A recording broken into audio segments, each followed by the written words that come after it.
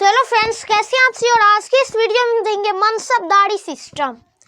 जो मनसबदारी सिस्टम अकबर के समय में अकबर द्वारा इम्प्लीमेंट हुआ था, यानी लागू किया गया था, जो कितने में हुआ था 1571 एनो डोमिनी में किया गया था। और ये आपसे का पार्ट 9 है। और पार्ट 8 में जो हम लोग देखे थे वो देखे थे अकबर का एडमिनिस्ट्रेशन। और आज के इस वीडियो में हम देंगे मनसबदारी सिस्टम, यानी मनसबदारी सिस्टम जो अकबर द्वारा इम्प्लीमेंट किया गया था। चलिए इस वीडियो को हम बिना देर हुए स्टार्ट करते हैं। तो a type of military and administration system of Akbar is also known as mansabdari system, यानी एक टाइप मिलिट्री और एडमिनिस्ट्रेशन का जो सिस्टम होता है, वैसे ही सिस्टम जो अकबर ने द्वारा लागू किया गया था, वैसे ही चीज को हम बोलते हैं मनसबदारी सिस्टम। और इससे प्रीवियस वीडियो में हम बोले थे कि मिलिट्री वर्क जो हम बताए थे, मिलिट्री डिपार्टमेंट, इसे प्रीवियस वीडियो में जो बताए थे कि बख्शी जो था कौन था, मिलिट्री डिपार्टमेंट से जो था, तो उसमें भी काम आया कि अ टाइप ऑफ मिलिट्री और administrative system of Akbar is called मनसबदारी system, यानी एक एडमिनिस्ट्रेशन यानी प्रशासन और मिलिट्री यानी सैन्य, क्या होता है सैन्य, ये दोनों का सिस्टम जो है, वैसे ही सिस्टम को हम बोलते हैं मनसबदारी सिस्टम, जो हमारा लागू हुआ 1571 में।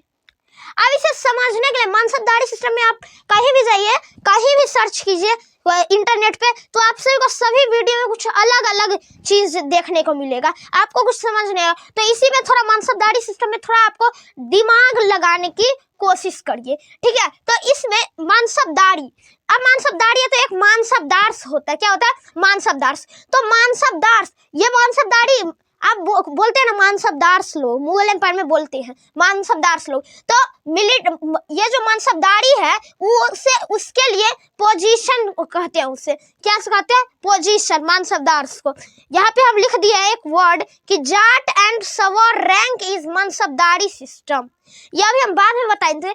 मानसबदारी जो मतलब ऑफिशियल, जो हमारे मुगल एम्पायर उस समय अकबर के समय जो मुगल डायनेस्टी में आकर मुगल के एम्पायर के साथ जुड़ते थे, रहते थे, वैसे ही आदमी और वैसे ही ऑफिशियल आदमी को बोला जाता है मनसबदार्स। क्या बोलते हैं मनसबदार्स। उसके लिए हमें क्या चाहिए, पोजीशन और रैंक चाहिए, पोजीशन का है या रैंक का है।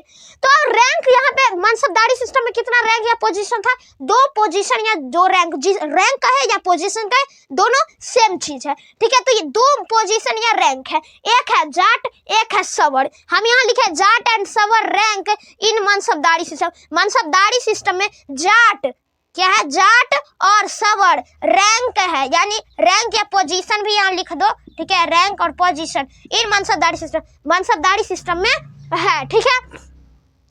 अब इस यानी मनसबदारी सिस्टम में 3 क्लास और इंक्लूड है। In mansabdari system include 3 classes. First classes are the first number of jat was equal to the number of savar, यानी the number of jat, जितने वेतन यानी सैलरी जितने जाट के लोगों को मिलता था, अब जैसे जाट और सवर, जाट को ज्यादा हाई पैसा मिलता था और सवर को थोड़ा लो। जैसे होता है ना, आप ये सोच के देखिए कि जैसे फॉर एग्जांपल कोई हाई पोस्ट पे किसी का जॉब रहता है, किसी का लो पोस्ट पे, जैसे कोई खेतों में काम कर रहे हैं, कोई बड़ा सा जॉब कर रहा है, तो भाई ऑब्वियसली बात है कि फार्मर जो खेतों में काम कर रहा है उसका 5-10 हजार यानी 5,000 से 10,000 का होगा वेतन होगा उसका। लेकिन वही अगर जॉब हाई ग्रेड जॉब में चले जाए तो वो बहुत बड़ा कंपनी का मालिक होगा कि 1 लाख 2 लाख इतना का उसका जॉब पूरा चलता होगा, ठीक है। तो उसी प्रकार जाट्स कौन था, हाई पोस्ट, और ये सवर क्या था, थोड़ा इससे लो पोस्ट में पड़ता था।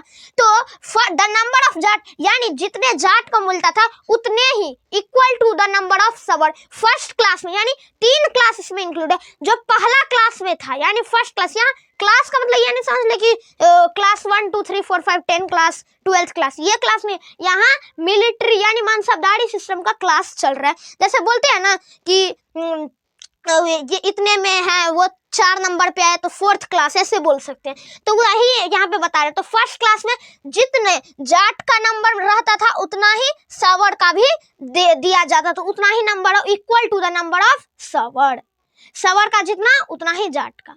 Second class the number of sowar, यानी जितना सवर का नंबर रहता था was half the number of zat, यानी उससे कम रहता था किसका, जाट का रहता था।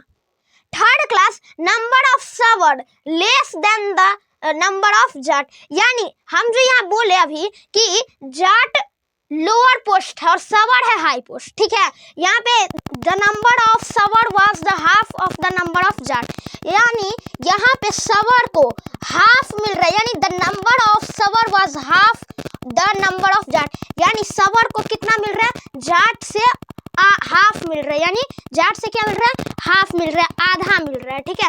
द नंबर ऑफ सवर was half the number of Jat. अब थर्ड क्लास में लिखा है नंबर ऑफ सवर less than half number of Jat. यहाँ पर जो हम अभी बताए हैं कि जाट क्या है, हमारा जाट क्या है, हाई है और ये क्या है, लो है, ठीक है।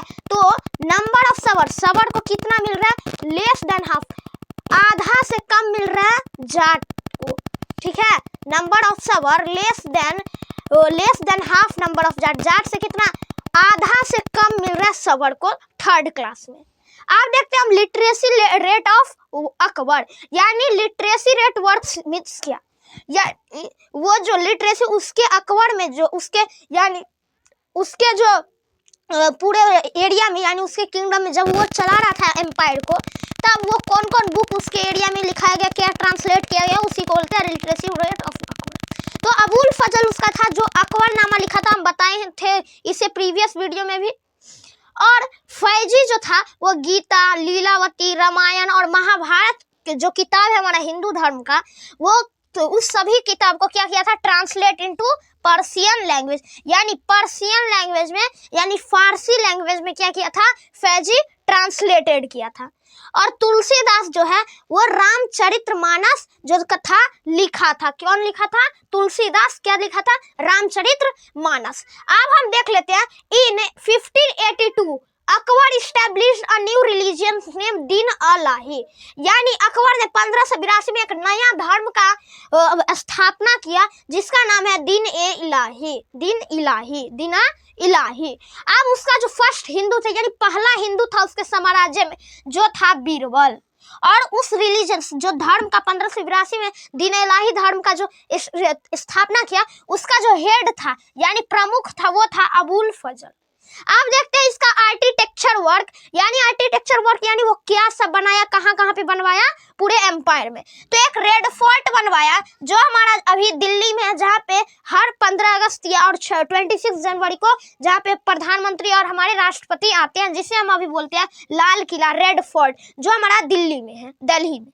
एक है हुमायूं टॉम्ब, यानी हुमायूं टॉम्ब मतलब क्या, टॉम्ब यानी मकबरा, जहाँ पे मुसलमानों को क्या दफनाया जाता है, डेथ ऑफ मतलब एनी मुस्लिम, ठीक है। तो कहाँ पे, टॉम्ब में दफनाया जाता है। तो हुमायूं ये अपने पिताजी के नाम से एक टॉम्ब मकबरा बनवाए दिल्ली में।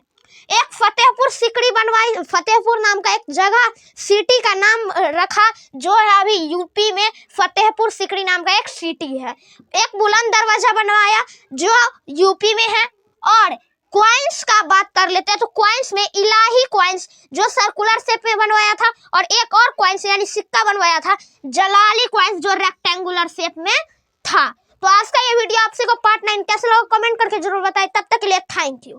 और इससे अगला वीडियो जो हमारा बनेगा वो बनेगा हमारा मुगल एम्पायर का, कौन, जहांगीर के बारे में शायद आएगा इसके बाद जहांगीर, क्योंकि आप कोई भी सीबीएसई के खासकर बुक में देखें तो 2 चैप्टर मुगल एम्पायर का होता है। एक होता है मुगल एम्पायर 1 एक चैप्टर में, और मुगल एम्पायर 1 के चैप्टर में पूरा अकबर तक दिया रहता है, अकबर के लास्ट तक, और नेक्स्ट जहांगीर से पूरा लेकर अंत तक दिया रहता है सेकेंड चैप्टर में। तो मुगल एम्पायर 1 हमारा पार्ट 9 तक खत्म हो गया, और पार्ट 10 से हमारा कौन चलेगा, मुगल एम्पायर 2 का चलेगा। तो आज का ये वीडियो कैसा लगा कमेंट करके जरूर बताएं। तब तक के लिए थैंक यू।